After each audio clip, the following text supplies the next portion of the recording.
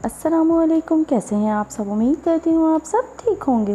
Welcome to my channel story corner. चलिए चलते हैं आज के किस्से की तरफ। एक नौजवान का वाक़या। हज़रत मुहद्दिस इब्न जोज़ी रहमतुल्लाह अलैह ने लिखा है, हज़रत हबीब अजमी एक बुज़ुर्ग थे। इनके पास एक शख्स आता था, बड़ा मालदार शख्स था। एक ही बेटी थी, वो भी टांगों से माजूर थी।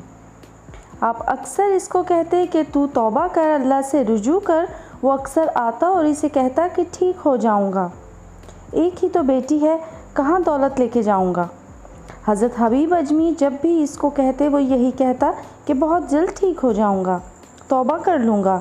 एक दिन सवेरे सवेरे तौबा करने आ गया। आपने कहा क्या हुआ? तो वो शख्स कहने लगा, हज़रत जी कल एक 15 साल का नौजवान मुझे तौबा करवा गया। हज़रत हबीब अजमी कहने लगे वो कैसे? तो कहने लगे, हज़रत जी कल मैं मंडी गया था, कुछ सामान ख़रीदना था, तो बाज़ार से मैंने 10 किलो मछली ख़रीद ली। बाकी भी सामान था, खुद ले जा नहीं सकता था। सड़क पर मज़दूर बैठे थे, इनमें 14-15 साल का एक नौजवान था। चेहरे पर बड़ी रोशनी थी। मैंने कहा बेटे मज़दूरी करोगे? कहने लगा, हजूर मज़दूरी भी करता हूँ, पढ़ाई भी करता हूँ, और जो अल्लाह को मंजूर हो तो इसकी इबादत भी करता हूँ। मैंने इससे कहा ये सामान है, फ़लाँ जगह पहुँचाना है, क्या लोगे?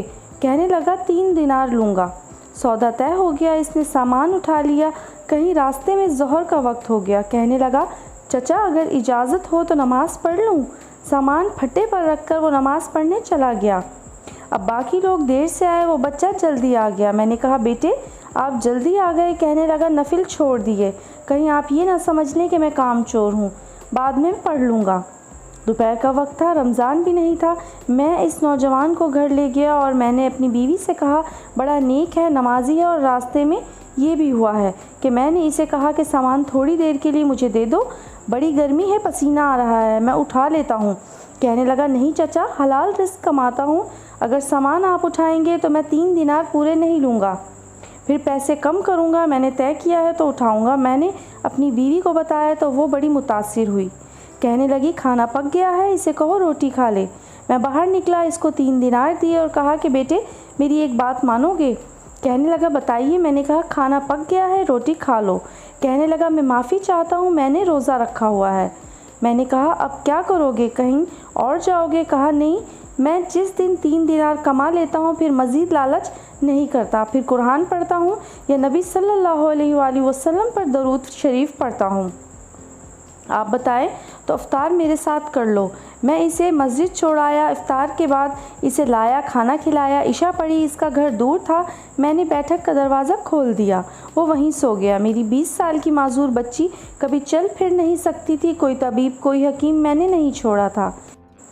एक ही बेटी थी, वो भी माजूर। हम मियाँ बीवी इसके कमरे में गए। कहा बेटी एक नौजवान है, बड़ा परहेजगार है, नेक है, आज हमारे घर आया हुआ है। बेटी को खाना खिला के हम वापस आ गए। आधी रात का वक्त हुआ तो दरवाज़े पर दस्तक हुई। बच्ची अपने कमरे में सो रही थी, हम अपने कमरे में सो रहे थे, वो बैठक में सो रहा था।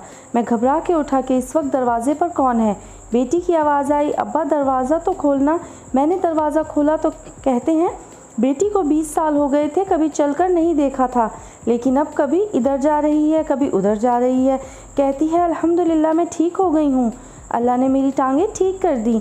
हम दोनों रोने लगे, या अल्लाह तू कितना करीम है, बेटी ये सारा कुछ कैसे हुआ? कहने लगी आपने कहा था ना कि एक नेक नौजवान आया है। मेरे दिल में ख्याल आया कि अल्लाह अगर वो वाकई नेक है, इसके सदक़े मुझे शिफा ही दे दें। अभी मेरी दुआ भी पूरी नहीं हुई थी कि अल्लाह ने फजल कर दिया, मुझे शिफा दे दी। कहते हैं हम दौड़ के इसके कमरे में गए, दरवाजे पर हाथ रखा तो वो पहले से खुला था। एक खत छोड़ गया था, लिखा था अगर तुम लोगों को मुझसे मोहब्बत हो गई है तो मेरे पीछे ना दौड़ना, इस रब की बारगाह में झुकना जिस रब ने मेरे ऊपर भी फजल किया और तुम्हारे ऊपर भी फजल किया है। सुभान अल्लाह, जवानी की इबादत अल्लाह को बहुत पसंद है। अल्लाह अज़्ज़ा वजल इस नौजवान से मोहब्बत फरमाता है जो अपनी जवानी को अल्लाह अज़्ज़ा वजल की फर्मा बरदारी में गुजार दे।